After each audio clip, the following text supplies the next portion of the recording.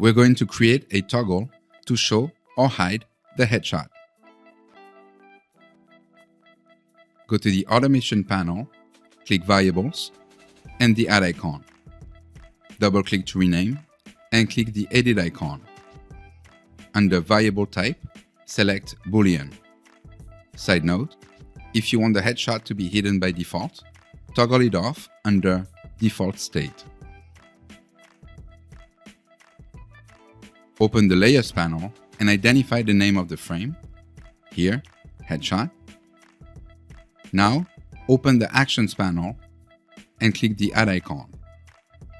Set the trigger to Variable Value Changed and select the Show Headshot variable. Go to the Action tab and open GraFx Genie. Then, type the following prompt. When the toggle is on, show the headshot.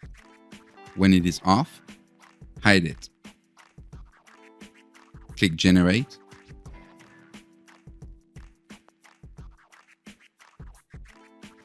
Once the code has been generated, click Create and double-click to rename your action. To test it, go to Run mode. You can now toggle the headshot on and off.